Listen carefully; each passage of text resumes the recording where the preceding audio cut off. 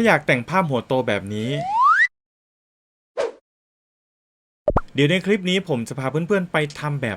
ง่ายๆเลยครับ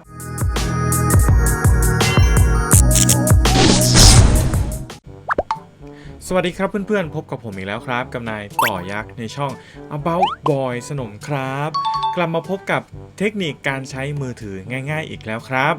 สำหรับในคลิปนี้ผมจะพาเพื่อนๆไปแต่งภาพให้หัวโตๆแบบนี้ด้วยแอป HiPix นะครับซึ่งเป็นแอปเดียวกันกับของ CapCut นั่นเองครับก่อนเพื่อนๆจะไปชมคลิปนะครับฝากเพื่อนๆกดติดตามนะครับแล้วก็กดกระดิ่งไปแจ้งเตือนทั้งหมดด้วยนะครับจะได้ไม่พลาดคลิปใหม่ๆของช่อง About Boy สนมนะครับขอบคุณมากครับสำหรับแอปนี้นะครับถ้าเพื่อนๆเข้าไปดาวน์โหลด CapCut ด้านล่างนะครับเขาก็จะมีบอกเหมือนกับแนะนำว่ามีแอปตัวนี้นะครับเหมือนกับเป็นโคกันกับแอป CapCut นะครับเพื่อนๆก็ดาวน์โหลดไปเลยนะครับซึ่งแอปนี้มีชื่อว่า HiPix Photo Editor and AI Art นั่นเองครับก็ลักษณะเหมือนกลมๆสีเขียวเลยเมื่อเพื่อนๆดาวน์โหลดเสร็จแล้วนะครับเดี๋ยวเราไปเปิดแอปพลิเคชันกันเลยนะครับเปิดไปที่แอป HiPix นะครับถ้าผมอ่านออกเสียงผิดยังไงต้องขออภัยด้วยนะครับ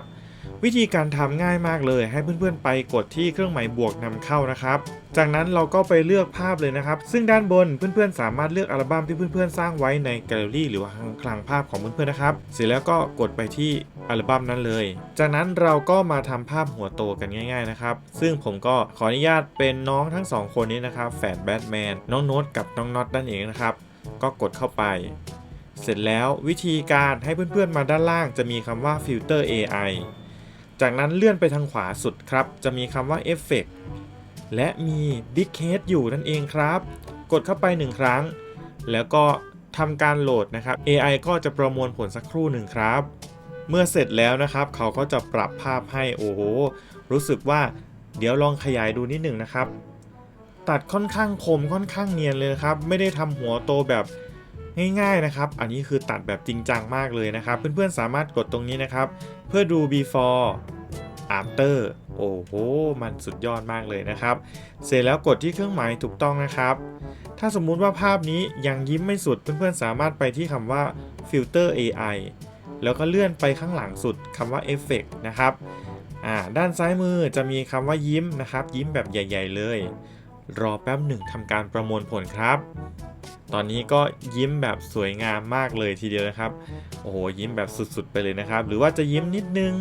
ก็ลองปรับได้นั่นเองครับเมื่อพอใจทั้งหมดแล้วเราก็กดที่เครื่องหมายถูกต้องนะครับเสร็จเรียบร้อยแล้วตรงนี้เพื่อนๆก็สามารถที่จะปรับแต่งได้อีกนะครับอาจจะไปปรับที่ผิวนะครับอัตโนมัติผิวก็จะดูเนียนนะครับขยายดูผิวดูเนียนขึ้นนะครับกดที่ before after นะครับก็จะสวยงามนะครับซึ่งตรงนี้เพื่อนๆสามารถปรับทีหลังได้เนาะผมก็ปรับแบบอัตโนมัติง่ายที่สุดเลยนะครับเสร็จแล้วกดที่เครื่องหมายถูกต้องครับเมื่อโอเคแล้วเพื่อนๆอยากจะส่งออกหรือว่าบันทึกภาพด้านบนมุมขวานะครับมีเครื่องหมายชี้ลงคล้ายๆกันกับ CapCut เลยเนาะกดเข้าไป1ครั้งเขาก็จะทำการบันทึกลงไปยังคลังภาพของเพื่อนๆนะครับเพื่อนๆยังสามารถกดแก้ไขเพิ่มเติมหรือว่าแชร์ไปที่ TikTok ก็ได้ในกรณีที่เพื่อนๆลงชื่อเข้าใช้งานผ่านทาง TikTok นั่นเองนะครับเสร็จแล้วกดที่รูปบ้านเราอยากรู้ว่าโปรเจกต์ของเราทำตอนแรกอยู่ไหนอยู่ตรงนี้เลยครับเป็นรูปโปรเจกต์มี1โปรเจกต์นะครับซึ่งตรงนี้เราสามารถที่จะจัดการลบโปรเจกต์ออกได้โดยการกดที่จัดการแล้วก็กดด้านล่างเลือกทั้งหมดในกรณีที่มีหลายโปรเจกต์หรือจะมาแตะที่มุมบนขวาแล้วก็กดลบได้นั่นเองครับจากนั้นกดที่ลบเพื่อทำการยืนยันเท่านี้โปรเจกต์ของเราก็จะหายเรียบร้อยแล้วนั่นเองครับเดี๋ยวไปดูภาพ before กับ after ที่ทำกันเลยครับ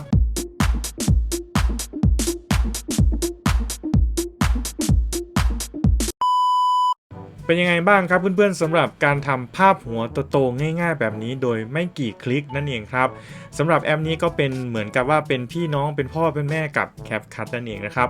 ลองเอาไปประยุกต์ใช้แล้วก็ลองเอาไปปรับใช้หรือว่าเพื่อนๆอยากจะใช้ AI Effect อื่นๆก็สามารถใช้งานได้เลยครับที่สำคัญใช้งานฟรีด้วยนะครับ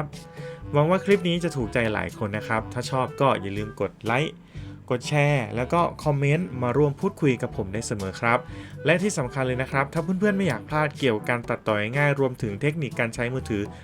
ง่ายๆแบบนี้อย่าลืมกดติดตามและกดกระดิ่งให้ช่อง About บอยสนมด้วยนะครับเพื่อที่จะไม่ได้พลาดทุกการแจ้งเตือนของ YouTube นั่นเองนะครับแล้วเจอกันใหม่ในคลิปหน้าครับบ๊ายบายมีคลิปแนะนำให้เพื่อนๆกดดูได้นะครับสำหรับใครที่ยังไม่ได้กดติดตามก็กดติดตามเป็นกำลังใจให้ผมด้วยนะครับขอบคุณมากครับ